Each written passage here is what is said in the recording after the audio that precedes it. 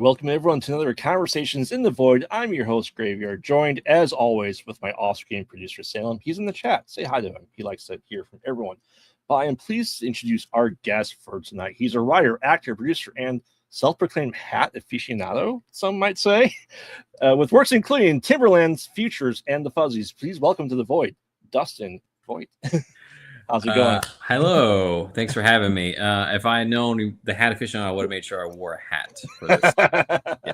Thank you for that lovely introduction. I appreciate it. Thanks for having me on the show. Of course, I always have to look. I do research before every guest, and it's definitely in your bio that you might be a little obsessed with hats, but I don't see like a huge rack behind you. Well, yeah, this is just the office. In the closet, there is a wall of hats. Actually, I just got like a new hat organizer for Christmas. It's actually kind of nice. That it keeps them pretty tight. So I get like 30 of them within like a kind of small area. It's nice. Anyways, are they all baseball hats? Because I know you're a baseball fan as well. I do. Yeah. A lot of baseball and dad caps, and then I have a lot of cowboy and fedora, and I love all hats. So there we go. I have to wear a hat because I'm hideously bald underneath this, and the light just shines off my bald head into the camera. It's not good. Back here there's not much there either, so I'm with you. It's hard. You got to make sure you're wearing the hat to protect the dome outside. I get you. Exactly. Yeah. None of my movies I'm wearing a hat, which is really weird for me. But before we get into all of that, Dustin, let's get to know you a little bit more. What really brought you into the world of horror? Do you remember like your first horror movie? Oh yeah, totally. I've always been obsessed with film, and I was a child actor. I've been involved in filmmaking and acting most of my life. And I have an Uncle Joey, who I'm very close with, and he really introduced me to horror. And the first time that I saw a film that it felt like I truly connected with and felt like, oh, I feel seen, that was watching Army of Darkness. Yes. So I believe I was 11, and I was like, oh wow, they make movies that actually I feel a deeper connection with. And it's like, that's my sense of humor, that's my style, that's all of these things. I feel it in that. And so I know a lot of people of our age and our generation that's kind of one of those movies, and that one's definitely it for me. I mean, he is right there. My son's name is Ash. So is mine. Oh wow, that's amazing. My wife Ash William is his middle name. Oh wow, Asher or Ashley or just Ash? Just Ash. Just Ash. Yeah, my wife let me do it. So that was our litmus test date.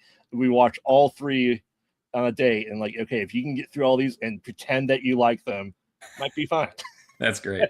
Yeah, my wife is a fire historian, so we were like, okay. Ash and Ash. We're like, okay, cool, there we go. Nice. Yeah. I love Evil Dead to know it, obviously. Oh, yeah. I mean, obviously, of course, yeah. Yeah, I just remember always growing up and always playing after Mystery Science Theater 3000 on Saturdays on the Comedy Central, and that's how I was first introduced to that. Oh wow, that's cool. I don't think I ever caught it doing that, but that's it's the best. That is the best. It is. I love it. Now, in your opinion, Dustin, as a lover of film and acting, do you have a horror film that you just feel like doesn't get enough love and attention? If you said Graveyard, you haven't seen this movie, you have to watch this tonight. Well, I think you should really watch Wind Chill with Emily Blunt, and then you should watch Frozen, not the animated one. I'm just kidding. I know you guys just talked about it. Actually, I went and listened to that episode, and I was cracking up at Wind Chill because that movie was so absurd and so insane. But actually, it did make me think of the movie Dead End. I don't know if you've seen that one. I figured probably that makes sense. Yeah. But I feel like that was one that was kind of underrated and overlooked around that time period. There was a lot of those directed videos, like the end of the video store era. There was some good late. That was a late VHS release too. That's a fun one. I don't know. I feel like it's kind of hard. It's hard to always say with horror people. I'm not gonna try to. No, you can go deep cut. No, it's all good. Like I said, I use this opportunity to, if there's a movie I haven't heard of, you know what, we should do an episode on that. I'm trying to think of ones that I've been obsessed with lately. I always revisit Possession. I feel like that's one I always revisit. I feel like that's one I've been revisiting a lot. And actually, some of Sam Raimi's other stuff, like Crime Wave, and those are always fun to kind of check back. I'm just thinking of ones that are always like I talk to people in general. Oh, like oh gosh, what's the grocery store Sam Raimi That is Intruder. Yeah, Intruder. Intruder, because I know it Yeah. had two titles. I Yes. remember I had an alternate title. Yeah. Intruder's always that's a fun one. I always talk to people about. Just the Yeah. use of a deli slicer was a for kill device is always just fun. It makes you think that maybe the cake slicer they used in the Fear Street trilogy was homage to that. Oh yeah, that's true. That's a good, yeah, probably. Considering her being involved with the Duffer Brothers, that would not be surprising. Mhm. Her love for 80s. Yeah, that makes sense. Yeah. So then, Dustin, on the flip side, we're not want to throw shade at anyone, but is there anything that you just don't get the popularity of on the back end? Like for us, I don't, the Conjuring universe. Oh yeah, I definitely have I like jump at you jump at you scares. Jump scares don't really do a lot for me. I do like a good paranormal. I like Mhm. when it's definitely intentional and the tension is being built and it's not just cheap jump scares. The Exorcist 3 is like the epitome of that to me. George C. Yeah. Scott's like perfect in that film. That whole Mhm. film is incredible. I think that's one that was underrated for so long, but I feel like us nerds are finally getting it to the proper rated status that it should be at. Yeah. I would say Exorcist 3 is the best Exorcist movie. I wouldn't disagree with you. I mean, I think that's blasphemy, no pun intended there, to a lot of horror fans. But I would stand by it. I think it's some of the strongest performances in that franchise for sure. Yeah. We all can agree Exorcist 2 is the worst. That's just an insane movie. Exorcist Believer was pretty atrocious. Which one? The last one. Oh yeah, I guess I meant like the OG trilogy. Yeah. I actually just I said it like this. I sat in the theater and watched Exorcist 2 a few months ago, and that was an experience. That's one of those movies that people have like Exorcist 3 or Halloween 3. I'm not sure Exorcist 2 will ever become that cult classic underground. No, I know that they just re-released it with they remastered it and they restored some of it, and I think they added some footage. And I thought that the version that I was going to the theater to see was this new edit, and it was not. I was so mad. I was like, wait, I've already seen this junk. I don't need to see this again. Like John Borman, I know that you have this incredible talent, you have great vision, but man, it did not work in this movie. I'm concerned for Mike Flanagan that he actually might have a bad movie on his resume after the new one is coming out. Yeah. Yeah. I don't disagree with you. Yeah, I mean, I guess as much as I love the Halloween franchise, the newer ones also are ones that I got what they're trying to do, and I really appreciated it, and I really liked the first of that new trilogy. But after that, I definitely think that they kind of lost it. Going off the rails. I mean, it is like comically camp in so many great ways, but man, yeah, I'm sure you've probably talked about that movie. For sure. I mean, Halloween, The Curse of Michael Myers, which is the first Halloween I saw that wasn't the TV version. Oh wow. It has a special place in my heart because that's what actually got me into filming and writing scripts, stuff like that. Was that movie, because we watched it as like 11, and we can get the Michael Myers costume, so we rewrote our own Halloween movies, not realizing that Donald Pleasance was dead, right? Because it's 1995, 96. Internet really wasn't a thing for the most part, but. And so that's number 6, right? Yeah. I always forget. I always get the subtitles on those messed up. Yeah. Okay. Yeah, so that's the Paul Rudd one. It is the Paul Rudd one. Yeah. Right. And that has a pretty fun edit. There's like a good producer's edit of that one.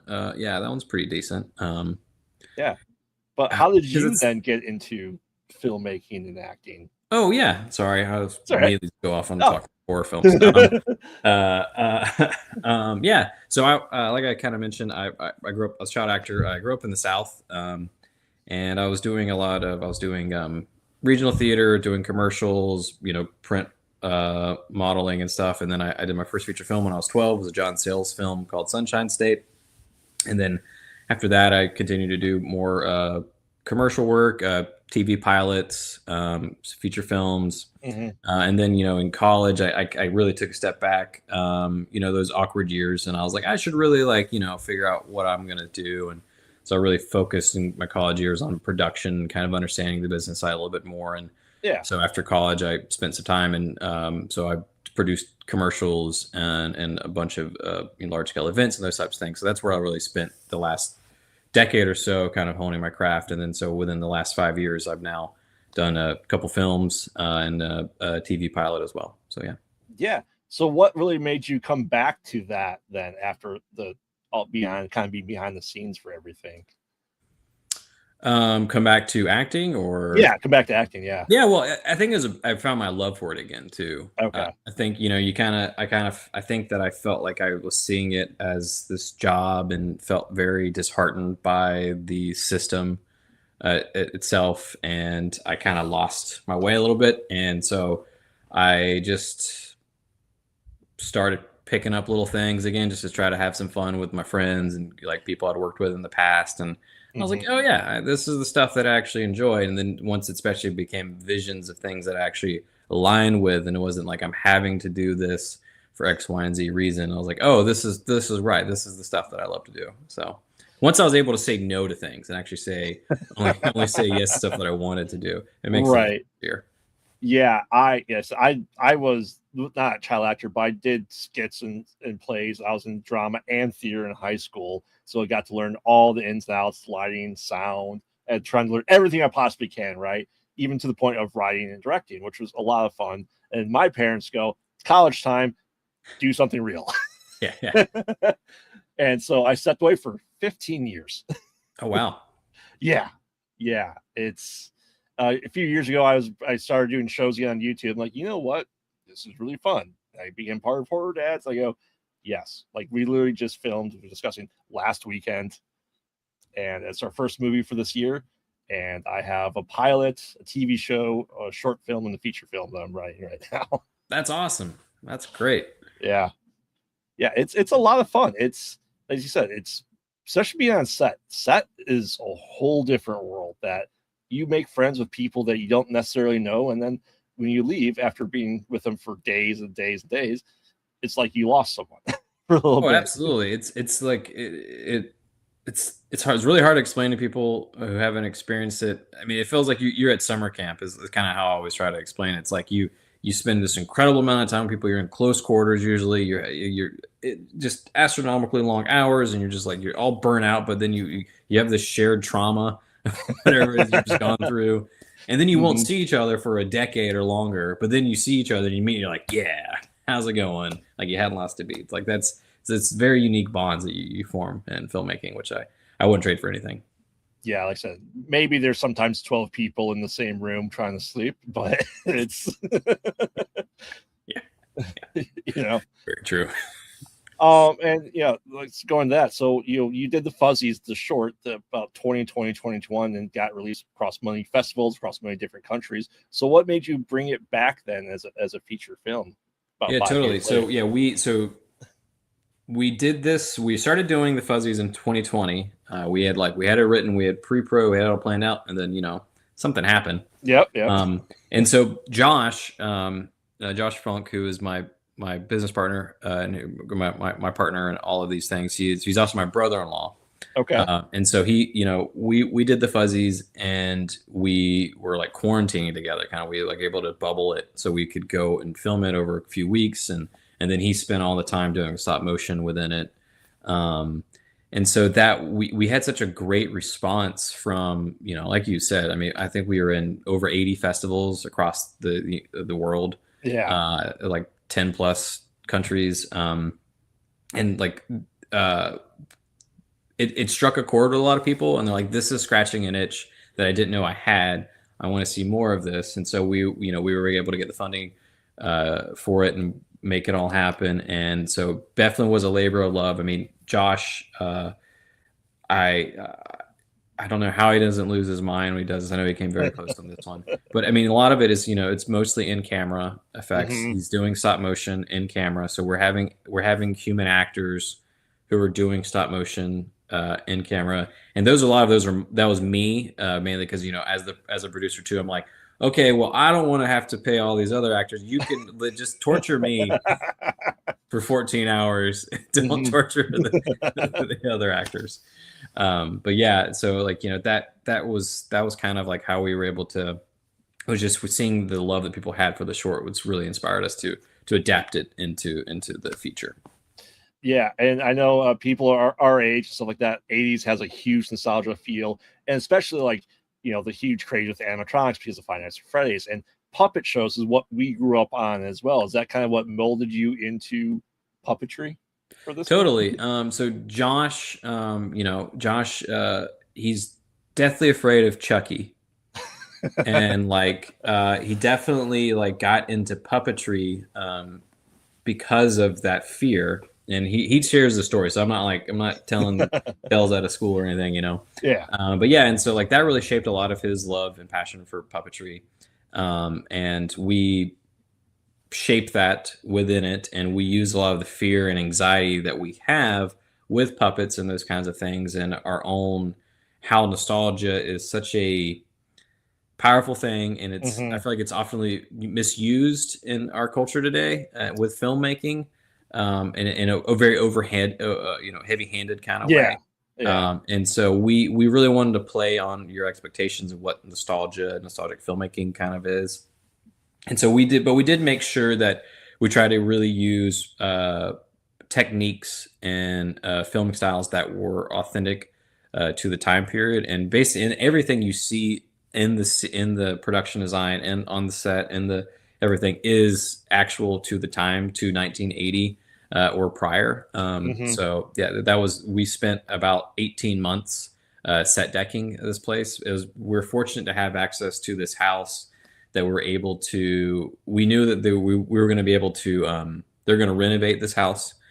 So we had 18 months to be like, okay, well, we know we can set deck it, design it however we want for the film, and then we can go crazy with it. Yeah. And so we took advantage of that. So it really adds so much to the film and to the production values because it is so lived in. And it's not just a room we rented for 2 days and threw up some wallpaper and a couple of knickknacks, So. Right. Yeah. I mean, even in the trailers, it really shows that it's there because, we joke sometimes with people like, oh, this is set in 1980s. Like, they're clearly wearing clothes from Target. Yeah. The Target 80s section. Totally. Yeah. And I mean, so we have our costume designer, Sue Reed. She's done incredible work on other films, other projects. And she has like this massive warehouse. So we're in Northern California. She has an incredible warehouse up here. And she has one of the best vintage stores in California, period. And so she came on and so, did all of the costumes and wardrobes. She just had everything. She was like, oh yeah, this is exactly what she'll be wearing. You'll have this and blah, blah. And it was just so perfect. So we kind of had like a perfect storm of people who understood the vision and what we were trying to do with it. I felt like it really worked. And the movie that we wanted to be made got made, which I think is, the hardest thing. So. Yeah, it especially like I worked with, really, really indie stuff where like, okay, you're bringing your own clothes, no labels, no all that jazz, of course, right? And to have something like that just sounds amazing. Like I go to set bringing the same 2 or 3 pairs of clothes just because I have the clean version, dirty version, and that's how I come to set. Yeah, there you go. Yeah, yeah. So just having her, and we had an incredible on our hair and makeup too.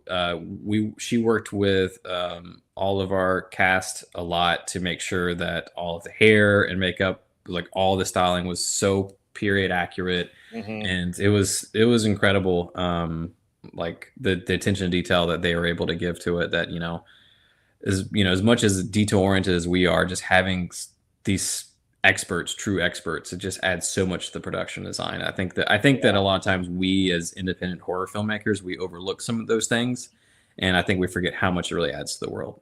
Oh, it really does. Like I said, we were shooting on an old farmhouse for our newest movie, and like it's someone's farmhouse. It's a legit farmhouse. There's animals that were there and birthed and died while we were there on set. And it was a whole different thing, but the house, it became a character in itself.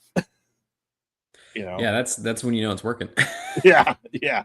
So it is good stuff. And then did you guys ever work with stop motion before the Fuzzies? Is that something they just had to learn to do the movie? Yeah, so Josh is actually a digital media professor. Okay. So he actually teaches a stop motion class at Chico State. Oh wow. And so he has regularly, this is something he's been doing for a while, and I think this is his. Gosh, he's gonna be mad at me. I can't remember the exact number now, but he's done quite a few other films with stop motion. Okay. But this is his first feature length that has this much. His first feature period, and to have this level of stop motion, it's pretty ridiculous, especially considering our budget and what we actually able to accomplish with it.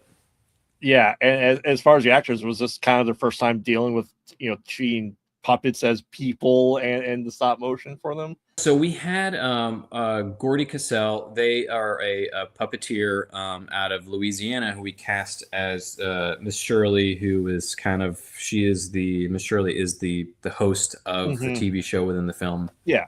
And they had done a lot of work with puppets as a puppeteer. And so like we had someone that we really loved for the role, and then they sent in their audition tape and we were like, oh, well, here we go. I mean, this is Miss Shirley. And so that was really easy because they just kind of showed up on set and were like, oh, you are the character. You already it. So, and then it was great because Bailey and Rocio, who played our two other leads, those characters are really reacting to this world. And so having the world be so lived in, it made it very easy for them to to find the authentic creepiness, weirdness, and be weirded out by it. And they gave such great performances. And like I was like, every day I was like, oh man, I'm such a bad actor. I'm like, I'm trying my hardest, and they're making it look so easy. Yeah, I love stuff like that. I've worked with a couple of period pieces, and working with some of the actors and cast are just, and like especially PAs, like I wasn't alive when this was a thing. You go, oh. Yeah, I feel old now. Thanks. Yeah. I think Bailey, Bailey does a lot of westerns. Actually, that's like her main thing. And she was like, "Well, I guess I'm glad I'm in the 20th century on this one. At least I'm not wearing a full, gown in 100-degree weather. Thanks for at least I can have a short sleeve shirt." So. Yeah, and like I said, working with stop motion and puppetry is essentially a lost art for the most part, I think. And it's great to be able to see you guys do that, especially in indie film, because it's rare. Yeah, I think we're seeing such a pushback on technology and especially in horror and independent horror. I think because of how we're unsure, then uncertainty about AI and its influence on our world. We're having more people who are wanting to see more hands-on technology and to be able to of what's going on. And so I mean, just to have Guillermo del Toro opening up stop motion studio, I think is a good bellwether for that.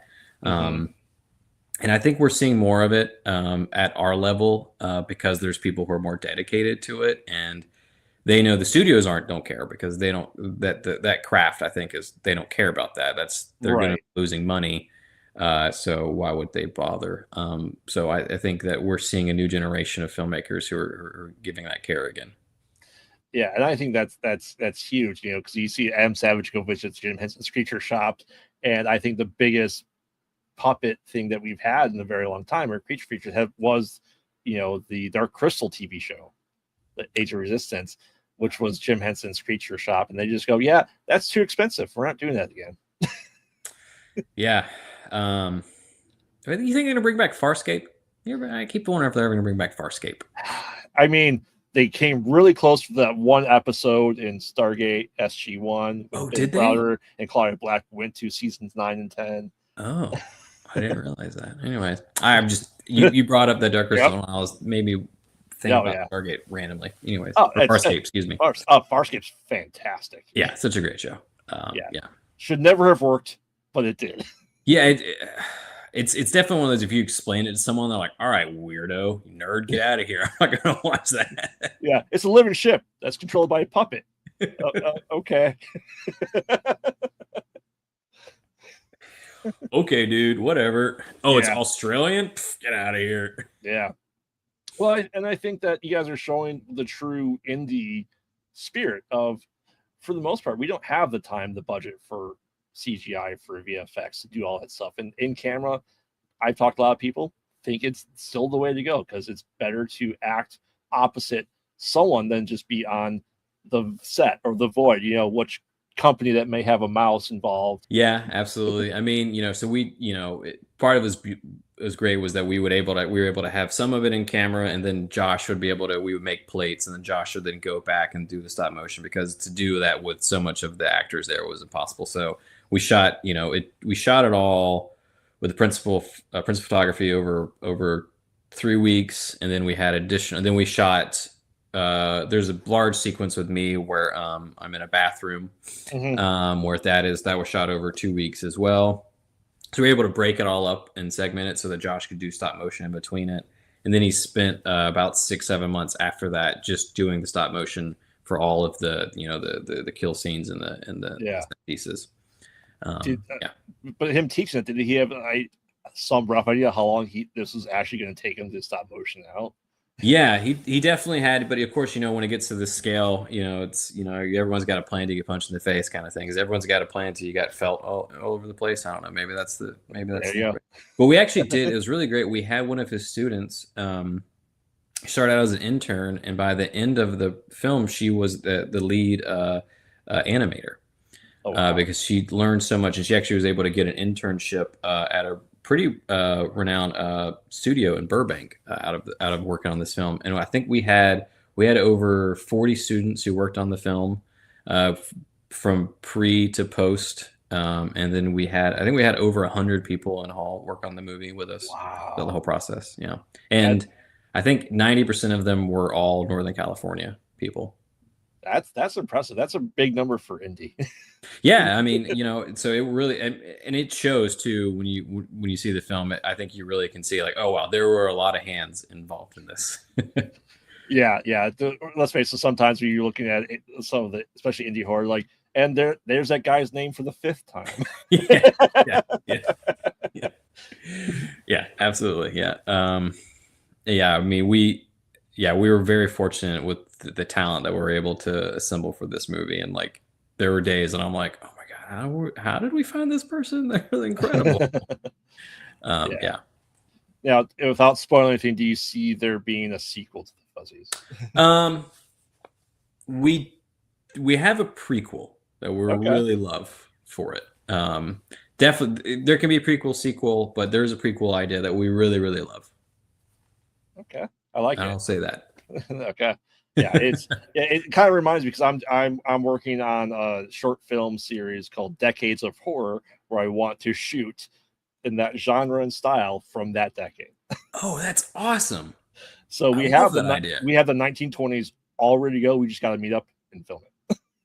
It's all everything else is done though. All the props, all the costumes. Oh wow. Everything is ready to go. And I think about stuff like that. For the 80s, obviously we got to do a slasher, but 90s, I go, I want to shoot on VHS, and I want bad CGI. Do you use like Sledgehammer style, like for the VHS on VHS, go Sledgehammer kind of style? Or I'm curious what your thoughts are. I don't know. I haven't gotten that far into it yet. And so the 1920s, is it like Nosferatu inspired, or it's Nosferatu inspired, but it's going to be a silent film.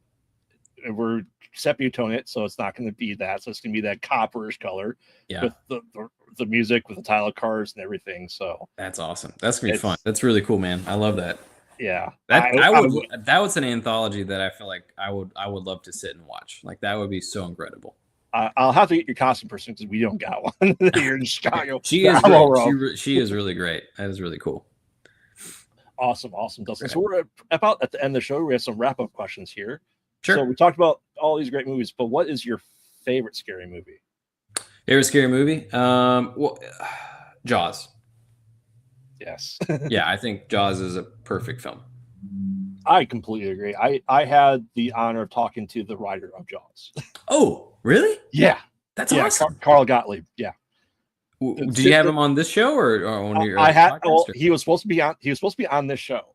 And I had gotten his book that he wrote and read through it, and it's like he couldn't figure out the technology to get it going, so I just had a phone call with him and recorded it. But he's like, "There's one rule: can't talk Jaws." Oh, right, of course. He's like, everything that has to be said has been said. So I'm just like, Of course. But that was like Randy Johnson had that where he was like, I won't talk about baseball. Yep. It's like, all right, I'm talking about me as a photographer. I was like, okay, bud. Yeah, but I talked to Carl about, because he also did Caveman. Oh yeah, okay. And so we talked about that. He's like, no one's ever talked to me about that. I'm like, you said not Jaws, so I went deep the other way. Talked about Ringo Starr a little bit. There you go. Yeah, we did.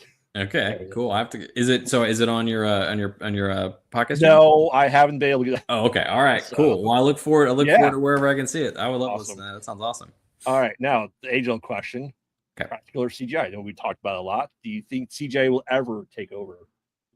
Well, it has. I don't think it's never going to be as good. Mm-hmm.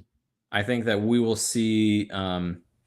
We've already seen it take over throughout all filmmaking, but it's never going to be as good as practical. No. Yeah, it's practical, tangible. It's it really is. And like I said, especially when you have character actors that literally like to choose the scenery, they have to have it. Yeah, you have to. Yeah, I mean, I think this new season of Stranger Things is a prime example of that. Yeah. Yeah. Also, we had very strong opinions about the graveyard scene. I haven't watched Welcome to Area. That's kind of been one of those that I've just like purposely avoided. But is it worthwhile? Yes or no? Okay. All right. Great. Thank you. Thank you for saving me 10 hours. I appreciate it. It is one of my favorite Stephen King books. Yeah. Okay. All right. And I watched the first episode, and I didn't watch the last 7 until like a couple of months afterwards. I've been revisiting 11/22/63. That's pretty fun, man. That's a pretty fun one, actually. Mm-hmm. I don't remember how it ends, so we'll see. Yeah. All right. So Dustin, tomorrow morning, someone knocks on your door and says, "Here's $10 million to make the next movie in existing IP or franchise." What would it be? You said an existing IP? Mm-hmm. Oh, okay. I do have a Halloween movie, actually. I think that would be really fun. Okay. Yeah. I mean, yeah, that's I need a good Halloween movie. That's all I'll say about it, because I think this might actually happen. So I don't want to. I have a feeling that someday this will actually happen, so I don't want to put it out there. But no, I think that that is a world, mainly because of my love for Halloween 3, that there is a universe that I think that has been so mistreated and misused, that I think that there's still some blood to draw from that stone. Yeah, I love it. Like I said, he is right here. Oh, there he is. There you go. Yeah. My pie in the sky is A Nightmare on Elm Street. Oh yeah. And I've told before in the show how I wanted to do it with the rising cases of sleep apnea and sleep paralysis. That's Freddy trying to come through. Oh man, I don't know if I'm sure you probably listened to the What Went Wrong. Did a really great episode on Nightmare on Elm Street. I highly recommend it. It's really great, talking about Wes Craven's influence with sleep paralysis, coming up with a story. It's really great. Yeah, I think that's just weird to bring back, especially since sleep apnea is now rampant. It seems like. Yeah, a proper Freddy revival is long due. We don't need Jackie Earle Haley to come back. No. Someone else. Someone else. People are saying DJ Quills. I'm like, yeah. Oh. Okay, I could see how someone would think that. Oh, the director of number 3 says Jim Carrey. All right. What else you got? Yeah. But yeah, awesome. So Dustin, any advice for people getting into the field of filmmaking? Yeah, don't wait for anybody else to give you a chance. You just got to do it yourself. And don't be afraid to look like an idiot, because it's probably going to suck. First thing you do is probably going to suck. And like as soon as you get over that, and as soon as you don't care what people think about it, and you just go to have fun and tell the story you want to tell, then do it. And we have such access, and we're such a privileged generation that we can go and make things with our phones. It doesn't have to be perfect. Just go out there and do it and learn how to continually get better. And yeah. Yeah, I love it. Like I said, I tell people too, just go be a PA. Yeah, honestly, that's what people talk about film school. I mean, like if you have the privilege to go to film school, you could just take that same privilege to go be a PA for a year and some productions, and you'll learn just as much. You won't have the same network probably, but you'll save a lot of money. Yeah. Yeah. And I said, that's always the key thing, I think, when I'm on set too, is obviously making the film, but networking and just make sure everyone can get along, because more people creates more drama sometimes. Yeah, I mean, and good work begets good work, and I think that's more of it to me. It's just like, show up, do the work, and you'll get noticed. And I definitely, you have those people when you're on sets and productions, and they're like the brown nosers who are obviously there just to network, and you're like, all right, man, like, come on, like let's get the work done, and then they'll notice you if you're doing the hard work. All right. Oh, for sure. All right, you ready for your random trivia question? Sure. All right. What 2007 home invasion thriller starring Naomi Watts breaks the fourth wall when a remote control is used? Is it Funny Games? Yes. Yeah. See, there you go. You got it. Yeah. I was trying to remember what year Funny Games was. I was like, wait, it's got to be Funny Games. Yeah. That's such a bizarre scene too. Yeah. I prefer the original, but that's still a good one. Yeah, great. I'm glad I passed. I was so nervous. Yeah, there you go. All right, Dustin, before we sign off, where can people find you, follow, and learn everything about you and the Fuzzies and your upcoming work? Yeah, absolutely. So the Fuzzies will be available this spring. It'll be on all the major streamers. We are partnered with, actually, I can't say that right now. Sorry. So we have a distributor. But all the information you can find it on the Fuzzies Film, at the Fuzzies Film on Instagram and the fuzziesfilm.com. But yeah, we'll in this late see it on streaming services. I love good puppet horror and stop motion. It belongs there because Ray Harryhausen, man. Yeah, and so and I quick shout out is Jan Schwenkmeyer. If anyone who is interested, he's an incredible Czech filmmaker who's stop motion. Was a massive influence on our film. And if you see the trailer and you're interested, check out his work. You'll love it. Awesome. Well, thank you very much, Dustin, for coming on. For anyone now watching, follow us on all social media. Don't get lost in the void. Good night.